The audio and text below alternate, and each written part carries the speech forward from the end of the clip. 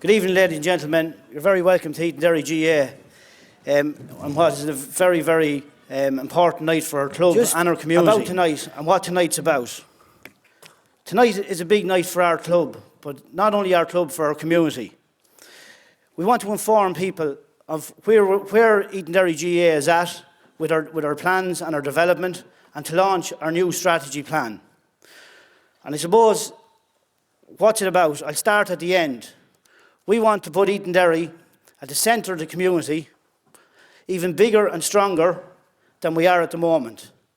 We are the biggest club in the town, we're the best club in the town, and we're the most successful club in the town. But we believe within our committees and our coaches and players and members that we can get bigger and stronger and become not only the best in our town and county, but in our province and our country. That's our ambition, and tonight is a huge part in that. And I hope you all enjoy what you're going to see and believe in what we're going to achieve. Our main goal with this whole project is to produce the best players, the best coached players, the best coaches on the best facilities in the country.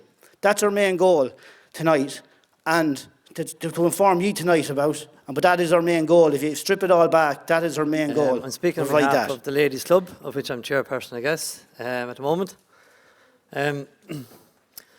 Tonight, as I said, a momentous occasion. The planning for this obviously started, in 2010 when we came together to discuss our first strategic plan. And at that time, we sat down with the main club and on behalf of the ladies and decided we'd work together. Not that we weren't doing that before that, but I guess just to expedite it and to, bring it closer together. And 7 years on, 6 years on, further from that, we can see as Willie said, the fruits of that, where we are working together. So, the Ladies Club are very, very proud to be part of this, and certainly we are 100% behind it. In practical terms, what does it mean? I guess it means, from our point of view, stuff like new pitches, a new bar, new landscaped areas. We'll hopefully have an Astra pitch at the top here in the end. So it's a very, very exciting plan. And there's been lots of work put in the background to it. So tonight is kind of the start of every club needs successful people, whether it be on the field or off the field. On the field, we aim to win championships, we aim to win medals, and we aim to develop our kids. But what is successful club? And successful club, I guess, is all that, but off the field too. We need people who have a vision and who have a strategy and can think, not about next week or next month or next year, but 5 years, 10 years, 20 years, 50 years' time. And I guess, that is what this plan is about. It's about the future.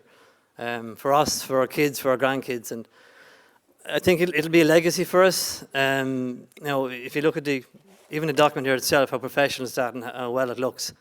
And if this is anything to go by, it'll obviously be a huge success. But I think, when we look back in 50, 100 years' time at the 21st century, this will be talked about, because this is how big this is and this is how important this is. I think it's a very exciting project. We're all hugely proud of it, and very glad to be involved in the planning of it and the execution of it. And for anyone who has been involved, I say a big thanks so far. And going forward, we're going to need everybody's help in getting behind it to make sure that we do finish it out. And there's no doubt we will. We absolutely will. And we have the right people around to drive it forward. And I suppose what we really want to convey is there's 3 messages really to take away from tonight, if that can be done. And I'm going to run through them very quickly. One is the strategic document, a strategic plan that gives the club its foundation so it can run itself over the next 5 years. Then you have the detailed master plans, which are hanging on the boards at the back, and our architect Byrne is here to run you through the virtual reality. That's the master plans, the vision about what we're actually going to build. And then the last part, which you'll all be really interested in, is how we pay for it and how the community will get behind it and make sure that we can deliver these very, very ambitious plans. So I'll start with the strategic vision and action plan. And I suppose, as earlier speakers have said, we've been through this process already, and because it's proved so successful, we could not but do it again. The first plan we did, I suppose we were coming from a slightly different place at the time. We'd have had a couple of very bad years, and it made sense to do a plan that time. And the changes came very rapidly because there was a hunger to improve. And then, of course, the lads did something fantastic. They went out and won the championship in 2011, and that gave everything a fantastic lift. And it really worked, and I suppose it gave us the confidence that we had to do it again. But also, behind all of that, our community is constantly changing, and that was something that was happening, obviously, at the previous plan, but it's still continuing. As you can see in the document itself, our catchment area is up around 8,600. Our local primary schools, which are now 5, the population is around 1,500. Our second level schools around 1,600, albeit pupils from outside our catchment area, but there's still a lot of activity going on in those areas. 38 teams in the club. As Niall said, fantastic cooperation between the ladies and the main club to bring us to the point where we've 38 teams, but that in itself has brought its own problems in that we're vying for one pitch, tight space, but in fairness, and I must commend everybody that's been involved, we rarely fight over that. And if you told someone from the outside that we've one pitch available to 38 teams, everyone sticks to the schedule, and I suppose it's sort of indicative of the good work ethic that's in this club. The expenditure piece, that's sort of important, and we wanted to highlight that because since 2008 we have spent a lot of money. We've spent it on, I suppose, improving our existing grounds. Sometimes it's hard to remember the way they looked in 2007 and 2008 with the chain link fencing and the barbed wire and the hill on the far side.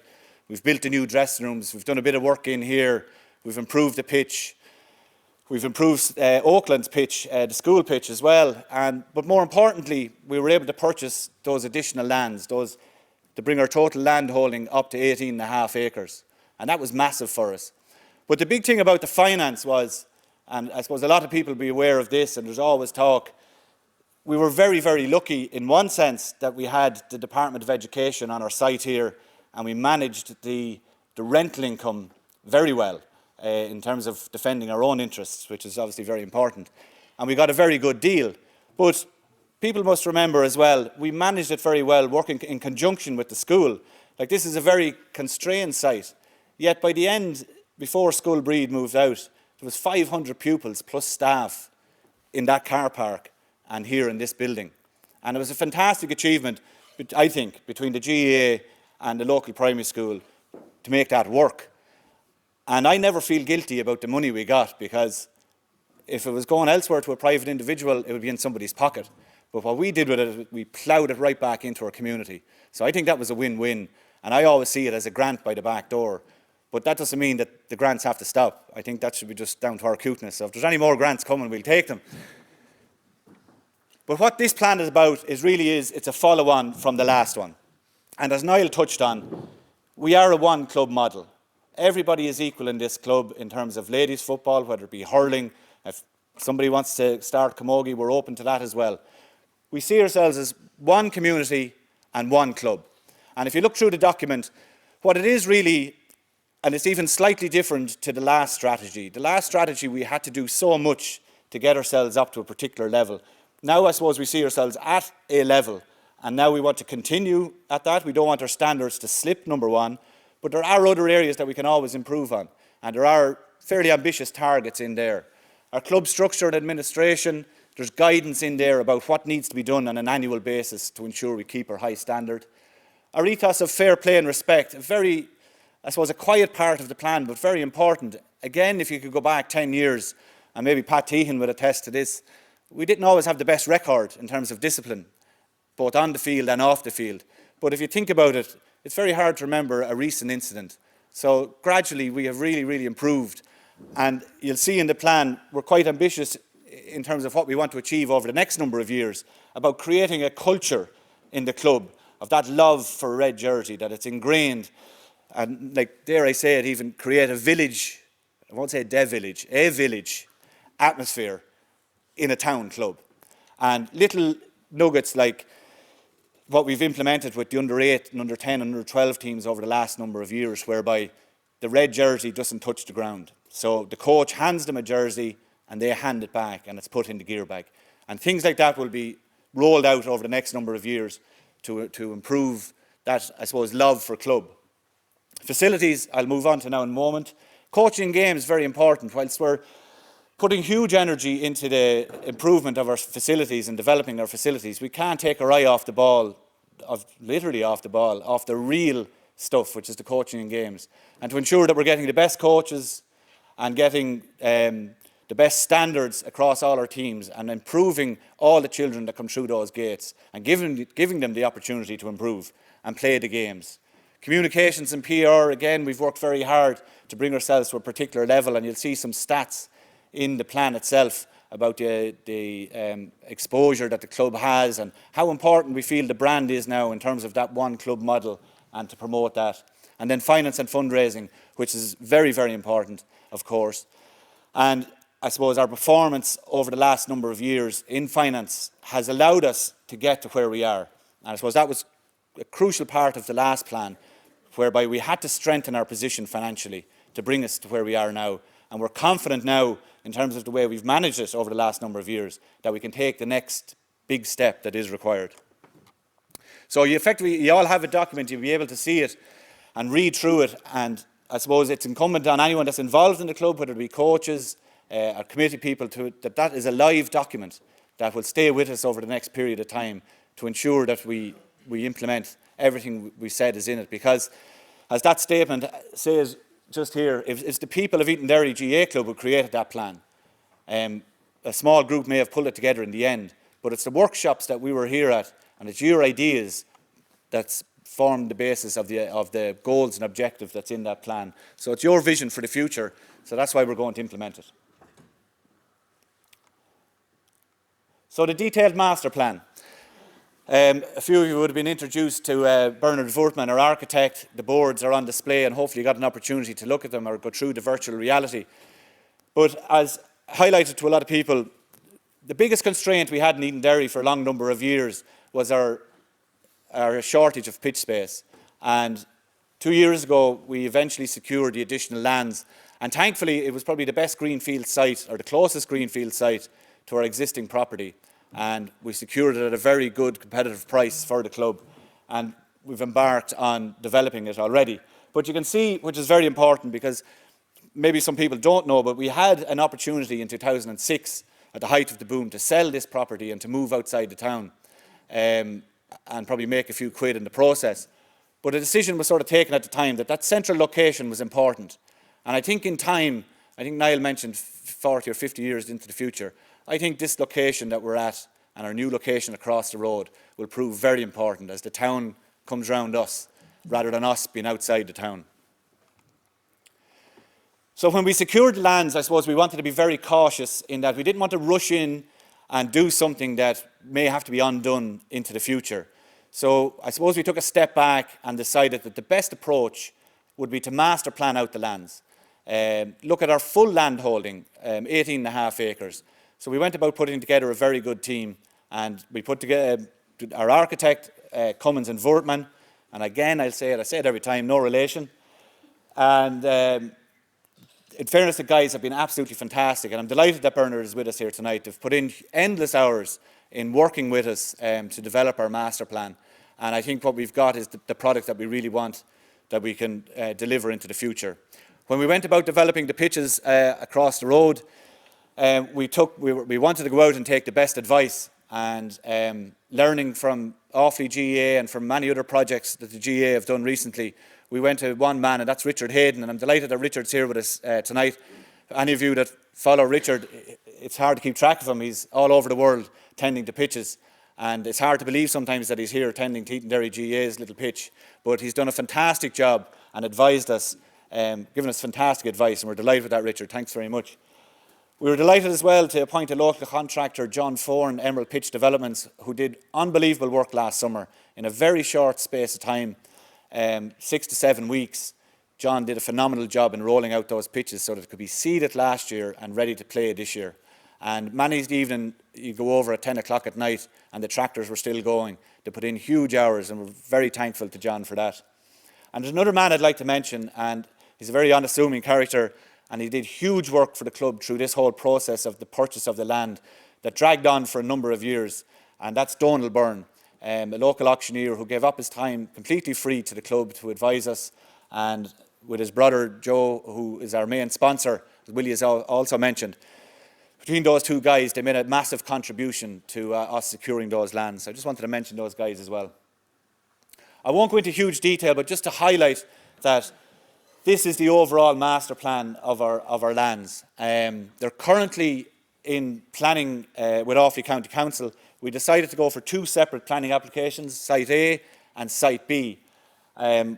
We've just been requested some further information. I suppose in one sense we're victims of our own success, I feel, in that maybe we've given them too much detail and we're taking too much of a professional approach, because it seems Offaly County Council are treating us like developers now instead of a voluntary community organisation in terms of the information they're looking back from us now. But we'll deal with that in the coming weeks. But what the beauty of this master plan format is, it gives you the opportunity to think things out at the very start and, I suppose, ensure that you're getting the best value for your lands, the best end product. And ultimately, starting on Site A, in the end, what we will have is a 70 by 50 metre astroturf up in the training area, a newly laid out sand-based floodlit main pitch with extended dressing rooms, a new clubhouse, a whole new entrance and parking arrangement.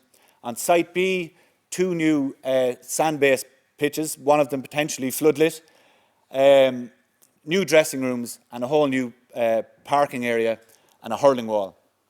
In addition to that, the proposal and master plan also includes a 1.6 kilometre walkway linking both sites, around the perimeter of both sites. And that is a further benefit that will be there for the local community. Now, a massive part of the master plan, and the timing was actually perfect, in that Edenderry swimming pool, as you may be aware, we're looking to build a new pool, and they looked at alternative sites around town. But because we were looking at our master plan, it was an ideal opportunity to see, was there something we could do to help the pool stay at their existing location. And I'm delighted to say that over a year and a half, working with our architect, Byrne, we came up with a fantastic solution whereby the swimming pool can expand at their existing location, and we essentially become one site. We share a pedestrianised zone in front of the refurbished pavilion that will give access up to the swimming pool. We will share parking and we will share entrances and exits. And we see this as a real benefit for the overall, well, for ourselves, in that we see a huge footfall coming across our site to access the pool, which will only benefit us, but also for the community of Edenderry. And we wanted to be there to help out the wider community when we could, when the opportunity arose. So we look forward to Edenderry swimming pool making progress with their plans, and I believe they'll be going in for planning permission very, very soon as well. I'm just going to quickly run through some nice shots. Bernard will go through it in more detail if you want to drop down to him at the desk. But this is one of the nice features, and again, it proves the value of bringing outside expertise on board, where traditionally, I suppose, GAA clubs, if you travel the country, they will have a large perimeter wall, and I suppose it's to keep people out and make sure people pay coming into the games. We took the view that we want to open up this site, particularly when it's complete, and we've something to show off, and we'll be showing off the swimming pool, we'll be showing off our new pavilion, a new clubhouse. We would take down the wall and open up the site so it's completely visible from the road. This is a view of Site B across the road. Those two pitches are laid out at present, and Pat Cullen is currently busy cutting them twice a week. But luckily we bought him a new tractor, so he's not too bad. But you can see the layout. It's quite simple, but very effective, and everything is well thought out in terms of the pathways, positioning of dugouts and the dressing rooms, etc. And that's going to be exciting to get that up and running this summer. That's the dressing room building on Site B. Unfortunately, we won't be in a position to deliver that this summer, but it'll come in time. We will have some temporary accommodation on site, but effectively everything else on site will be built as you see it. And this is just to give an indication of the progress that has been made. These photographs are taken 1 year apart, last April and last Saturday. There's obviously a difference in the weather, but there's a noticeable difference in the ground conditions as well. And I suppose that just proves the work that was done by Richard and John Foran and many others. And the straight lines, well, that's Pat Cullen's work, so you can congratulate Pat for that. But that just shows it's an exciting time. And please take time to go through the detail. They're also available on our website. Now, finally, the last piece was the piece I know you're all really looking forward to. And even though the Cowboys promised to run a rodeo in Clark County and send all the proceeds over to us, I don't think it's going to be enough to pay.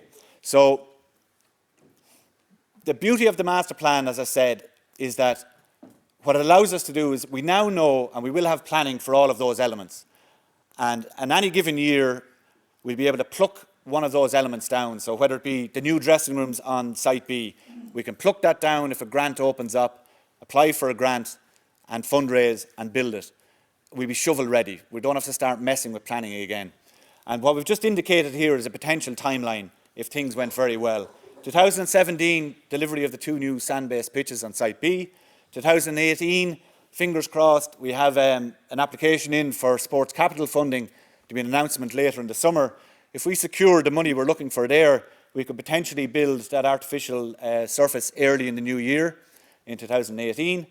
2020, you'll be looking at upgrading and floodlighting the main pitch out here.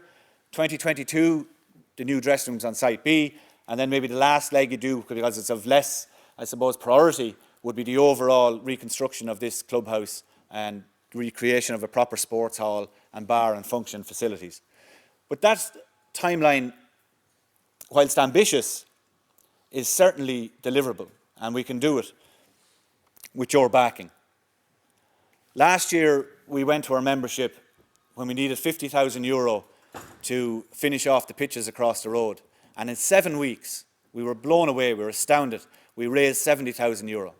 So there's an appetite out there from our membership to back something when they know and I suppose to have the confidence that we can deliver it.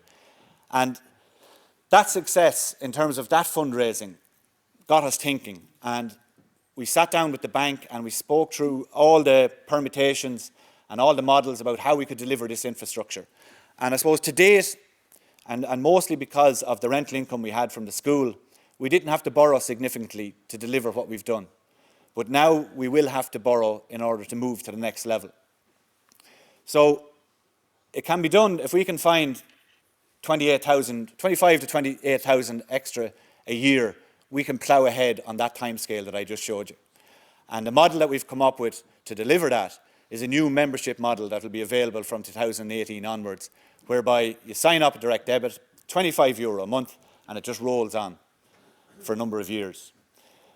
But included in that is your membership fees. So for a family membership, which currently stands at €100, that's covered.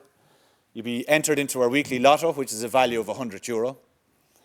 We would have a monthly draw for €1,000 for the limited number of people who are in this. So for example, if we get 200 people to sign up every month, you'd have a 1 in 200 chance of winning €1,000. And what's left over goes towards your contribution towards the development fund. That model will work. We signed up 225 people last year on the donor wall. If we can sign up 200 people to this, we can build all that infrastructure. And we will build it because we have the ambition and we have the drive. We've gone this far, we'll go the rest of the way. So that's all I'm going to say for tonight, ladies and gentlemen. I just want to sow a seed with you and thank you for taking the time to come. Thank to all our special guests for coming as well. This will be done and we'll be in touch with you. We're going to start selling that membership in the coming months. So over the summer months, while you're at a match or you're here at training or you're here at Cool Reds, we'll be bringing the forms and we'll be having a chat with you because we want to get the 200 signed up before the AGM. So that's what's coming down the track. So thanks very much for your attention and I hope you give everyone else the same attention you gave me. Thank you very much. Thanks very much, Willie. This is a huge undertaking for any club, but as Willie he spoke about Colm there. I'm well aware of Colm for a long time. I've had a lot of dealings with Colm over the years. And I know it's a dangerous thing to single out any one person, but you can see what the type of input Colm has into this project. But this is not the only one. He's having every bit as much input into the Faithful Fields project. So it doesn't surprise me in the least the professionalism that this is being done with when he is behind it.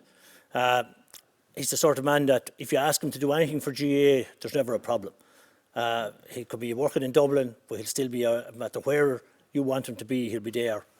But this is an Edenderry project. It's a huge project. It's really a credit to the members of the club, the volunteers, and at the end of the day, in GAA, thankfully still, everything comes down to the volunteers, the people on the ground that do the work. the people that mow the pitch, the people that take care of the under 8s, under 6s as it is now. Without those, the GAA wouldn't be what it is. Unfortunately, it is a worry for the future that at some levels the volunteer ethic is dying out a bit, but it's very obvious that it is very strong here at Edenderry. As I said, a huge project. To be at this stage of it and be debt-free would be unheard of in any organisation. But it is a really good position to be in, to move on to get this completed, not to have a debt hanging over you at this stage. With the model that Colm has pointed out, even a debt now will be a very short-term debt, and that is vitally important as well. That there is a realisation from the start of how this debt is going to be met, and obviously there is a very sound plan here to make sure that it doesn't become a burden, because a great facility is one thing, but having huge debts on it causes its own problems then. But obviously this has been well thought out. I hear Willie talking about bringing in all the members, looking at it. Really great way to go about a project, that everyone is behind it. And it's very obvious that there is a lot of people involved in this, because it will take a lot of people to bring it to fruition. To look at the 2016 and 17 pictures, it's just a total transformation of the site. Can you imagine what's going to happen in the next 5 years with the plan you have? Well, you probably won't have to imagine it for long, because I'd say it won't be long before it will be starting.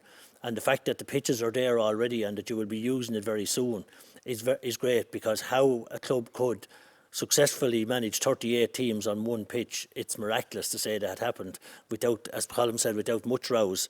There's clubs with a lot better facilities with that and manage to have rows every day about who's going to use them. But from a county board view as well, if you look at the population, you have virtually 1/8 of the population of Offaly. The plus from Offaly point of view is that Edenderry is very well represented at every level of Offaly. And if you weren't, the likes of Offaly would be in trouble. Like every team that goes out, particularly in football, but historically in hurling as well, from Offaly will have a good Edenderry representation. And that is vital for the county to move forward, that a town this size is making a good contribution to the county.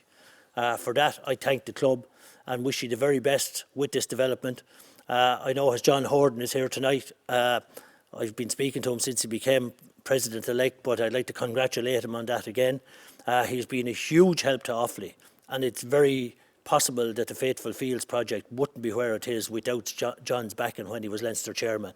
I'm sure it's not an accident on Colm's part that John's here tonight, and when he mentioned grants, I bet you who he was thinking about might be getting some of them grants for you. But if anyone can deliver it, John Horan will deliver it for you, because he is a man that doesn't go around making fancy speeches or anything. What he says he's going to do, he will do. So thanks to Edenderry for inviting me here tonight. I really wish you the best of luck with it. I've been looking at the different images of the project down there at the back, and it really looks fantastic. And any club would be proud to have the facilities you intend to have. But equally, any county would have to be proud to say that a club is this progressive within the county, to visualise what they wanted, to go about it the way you have gone about it, and to be going to deliver it now, and with as little debt as possible. So it is a project that really deserves to be supported, and I have no doubt that the people of Edenderry and Edenderry GAA people will support this. And thanks again for inviting me here tonight.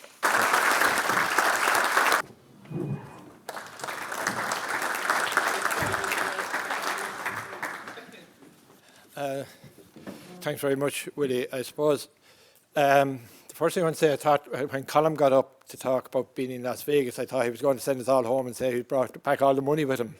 But and in relation to his comment earlier about the discipline of in the past that I might have a comment to make, I think that was a case of, at that time, there was poor refereeing around Colm rather than the indiscipline of the Edenderry players.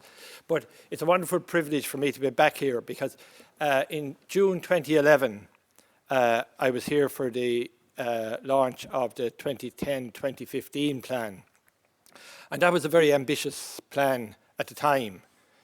And indeed, it was the first GAA club in the country to bring out a strategic plan. Many counties and provinces had, and indeed Croke Park itself had brought it out before that. But Edenderry GAA Club was the first club in the country, and that's something to be very proud of. But I think plans are all very well unless they're acted on. And I think the proof of the pudding is in the eating, because in this case, the plan was obviously delivered on, because if it hadn't been delivered on, you wouldn't be back here tonight with another strategic plan and an outline of your development into the future. And I suppose one thing, when any group of people become involved in a club like Edenderry, their ambition is that when they leave it, they will leave it in a better place than they found it. And I think historically, Edenderry GAA Club has delivered on that. I'm looking down the hall now, and I see many fine people who have been involved in Edenderry GAA Club over the years and have done a wonderful job. And I was thinking yesterday at Johnny Crosby's funeral that Johnny, a man of 98 years of age, who came here from Ladies Island in Wexford many moons ago, and the changes that he must have seen in Edenderry GAA Club. He was a former secretary himself, and the changes that the many people down here would have seen, and how proud you must be, and how proud people like Johnny Crosby would have been to see the ambitions and that Edenderry GAA Club has going forward. And I'm sure there's no doubt, as Tommy has said, will deliver on, because you've delivered in the past and you have the people behind you that will ensure that it's delivered, and the people of the community. And I think the fact that you have really embraced the one club ethic is huge credit to you, because too many clubs don't realise the importance of the one club model, where you have families in the past where you had clubs, ladies football or camogie or whatever, going in one direction and GAA clubs going the other, and you had families, no organisation, families being pulled apart on different nights, but everybody's working together for the one community, for the betterment of the young people of Edenderry, and that's hugely important. At Leinster level at the moment, I'm chairing a committee that's looking at the whole population trends in terms of urban and rural. And I suppose in the media, in that much of the talk is about the demise of the rural clubs and the fact that clubs will be going out of existence and whatever. And that's all very true and something that has to be worked on.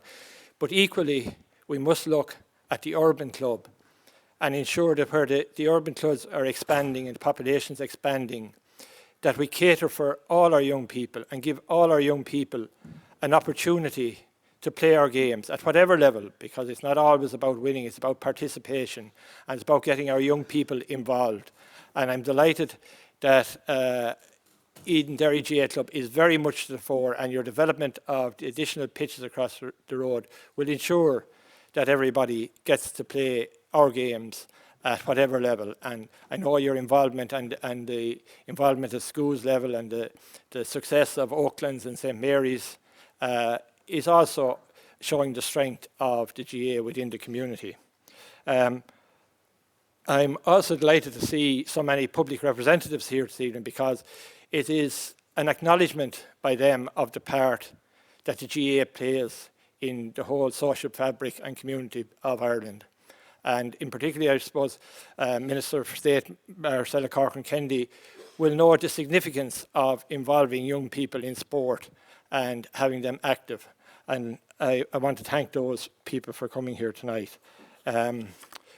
Finally, to the Edenderry officials and under the chairmanship of Willie, and for the work you've put in, it's always difficult, as Tommy said, to get volunteers, but to get people when you're actually doing a development is exceptionally difficult, because that's the time that some people hide away and they want to be there when the club is successful or when you win in county titles or whatever.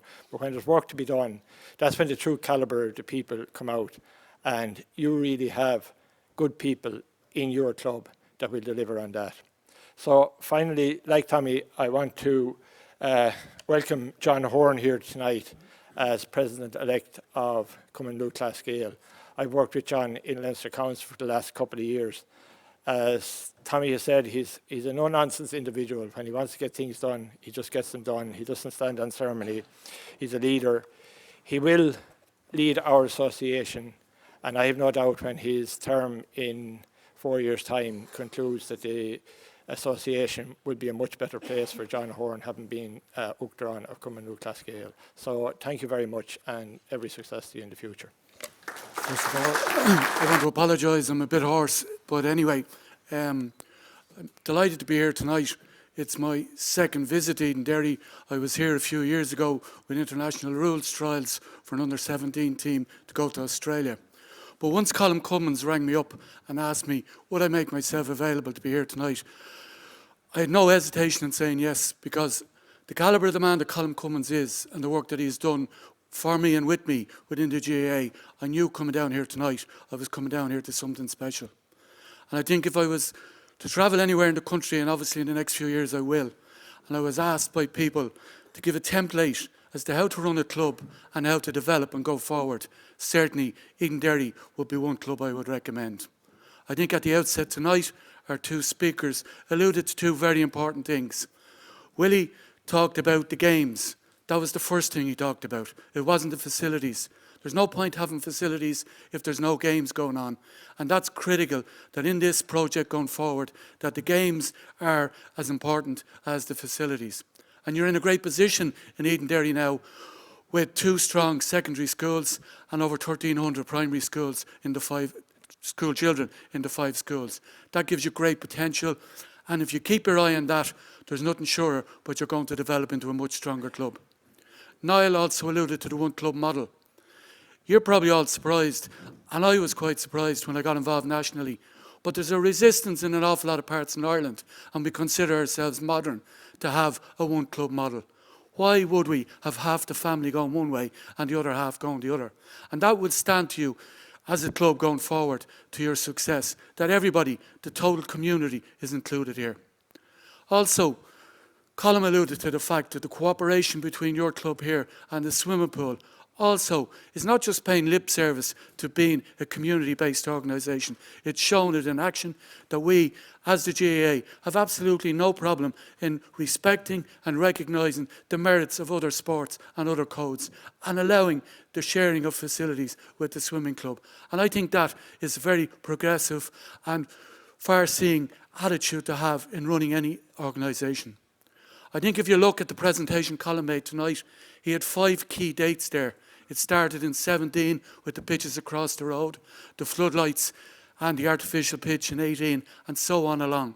It's there in your own hands to deliver on this, and I'm quite sure with the success of the money that you gathered last year for the work across the pitch, where you got 70,000, that will happen. But one critical thing in all of the planning of this was there was no greed. Greed could have come into this a few years ago, and you could easily have sold up this site and had a big idea of moving out of the town, but you would have taken the heart of the club away from the heart of the town. People who made that decision made a very, very important decision to the future of the club. And okay, you got a bit of luck, the land came available across the road. But it was that courageous decision then, not to be greedy and not to get excited by 6 million being put in front of you, was very important to where you are today. I think as a club, you have a great future. You didn't bog yourselves down in debt. When you got the bonus of the education money, you set it aside, you used your heads, and now you've put it into practical use. I've gone to clubs where they've put themselves into debt, grandiose openings, and the next thing, games, and the whole spirit of the club collapses. The reverse has also happened. I've been in a club where they got 10 million for selling road frontage. And what happened? In a town the size of this, they ended up playing intermediate hurling and intermediate football because yet again they got carried away. So I'm going back to what Willie said originally. We're in existence as an organisation to provide games, to provide social interaction and opportunities for young people and older people like a lot of us that are here in the room here tonight. But that's what we're about. The walkway around is a fantastic idea in the context that it still gives people a reason to come down to the club. They may not have their children playing here, they may not be involved in the committee, but they can still come down and walk around the club. So going forward, I think the planning, the people involved, and the whole ethos of this being a community-based organisation is fantastic. It's going to succeed, I've absolutely no doubt. And I'd be delighted to come back as president and open some of your facilities. Thanks very much. Last year we celebrated our 125th anniversary of the club. Obviously a lot of people have come through the club in them 125 years. And any committee, players, members, all we're here to do is to mind this generation and hand it on to the next generation in better stead. We got a fine club. I came in as the chairman of the club and I was inherited a fine club. And our job now is to get that ready to hand it over to someone else and the next generation, that in 100 years' time they can look back and say, well, them boys did something, that committee did something, and them people of that generation did something. Because Edenderry's around for 125 years, this GAA club, and it will be around again when we're all long and gone. So our job is to make sure that it's in good stead. If you look where we're at now, we've the best facilities we've ever had. We've the biggest numbers we've ever had playing, right? And we've a plan to build on that. Now, from anyone looking in, that is a good place to be, and I'm very, very proud, and I know we can deliver. We don't want to just be building a big monument and a big white elephant. We want to continue what the most important part of the thing is about coaching and games and about our kids and developing players and developing people. Because as John said, it's part of the community and there's a social side of it. It's not all about winning. It's not all about being the best. It's about being part of something that you enjoy and be successful. How many championships are played every year across the county, across the country? There can be only one winner. Like there's only 25 fellas going to get a medal at each championship. There's a lot more playing than that. So there has to be something else in it about winning. It has to be about fun and enjoyment and being part of something special. And I think that's what we're trying to do here in Edenderry, is build something special. We're not going to build a big monument and forget about the kids. The whole lot is going to come together. Coaching and game standards are going to rise to the top again.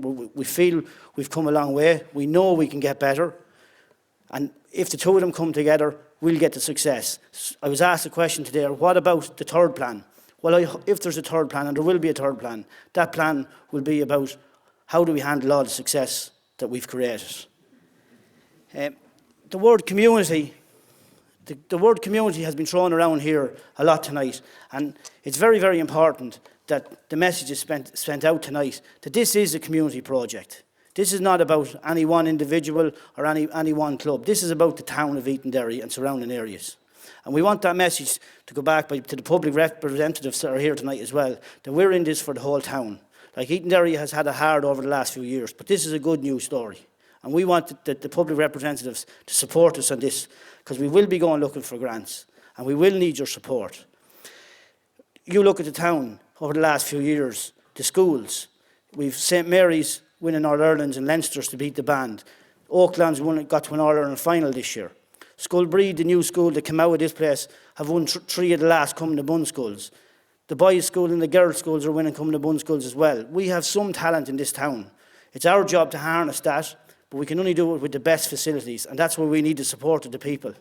This facility here can be the envy of everybody in the country. We can have a walking track around the town for all the mothers to keep walking around while the kids are training. We have, I'm only joking there, the fathers will walk around as well. We can have a swimming pool on our site, an AstroTurf on our site. Like, we can have the best facility in this pavilion here. The foresight of the people that decided to build this in the 70s, people thought they were mad. We're here tonight in 2017 launching a plan, and this is still looking very well, I would think. So we have bigger plans for it now. We're very lucky to have it. So we were handed this by the last generation. We have to hand the next generation something on. We want parents. If we do this right, why wouldn't parents want to have their kids down here? If we have the best facility and people will want to be part of it, and if people want to be part of it, we'll have the biggest participation in the town, and we will get the best people and we will coach them the best, because that's the standards we're going to set, and then we will have the success and the fun that we crave. It's all going to come down to funding, and I know it's not a nice word when it comes down to money, but it is actually going to come down to money. But I think sometimes people back the people that are delivering the project rather than the project. I think that the track record that's been here in the last 10 years has shown that we can deliver this, and we will deliver this. What we want people to do is to spread the word tonight that about what we have done over the last 5 or 6 years and what we want to achieve in the next 5 or 6 years, that we're going to achieve this. And it's for everybody. Like, I look around at the age profile here. We've all brothers and sisters with kids. We've all kids ourselves. There's grandkids.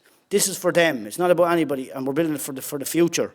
And I suppose what we want people to do, to go out here tonight, is to spread the word, because there's a saying, fail to plan, plan to fail. But we have a plan, and we're not going to fail. We're going to deliver this, whatever it takes. But we need the support of the people of Edenderry and surrounding areas, and public representatives and the GAA. Finally, I'd like to, just to finish up on a few thank yous. I'd like to thank to all the speakers who spoke here tonight for their kind words, and it's very, very much appreciated, and thank you all for coming. I want to thank Paul O'Kelly for setting out the process and the plan. He was here the first night. He can't be away with us tonight. He sends his apologies. I'd like to thank Paul. He's always there for us as well. I want to thank all the members that are here tonight, and particularly the members that supported the donor wall. As Colm alluded to, we went out and we set out with a small committee, and that committee worked really, really hard. And within 3 months, we had delivered 220 members signed up between businesses and members, and we delivered 70,000. Now, I don't think there's many clubs in the country that can deliver that. And a famous player from Edenderry once said to me when I became chairman, I says, geez, what am I have to get myself in for? He says, you don't worry about money, he says. He says, the Edenderry GAA, if they needed 100,000 in the morning, he says, they'd get it. And sure to God, we needed a few pounds. We didn't get it over a night, but we got it over a couple of months, and that was the late Mickey Brady. I want to thank all the coaches and the players that are here tonight. You've shown great support to the club over the last few years, and particularly to me as chairperson, since I've come in as chairperson. I want to thank you for your support tonight, and wish you the best of luck in the year coming. I want to thank John for coming down. I know he's a busy man, but to have the President-elect of Cummins Local Scale here with us tonight, it's a great achievement for us, and we're delighted to have you here, John, and just thanks very much. Finally, just thank everybody for coming here tonight. The virtual reality of the development is down there. As I said, I need you to go and spread the word that we're coming knocking, and we are coming knocking for more money. Thanks to everybody. Just have a good night, and thanks very much.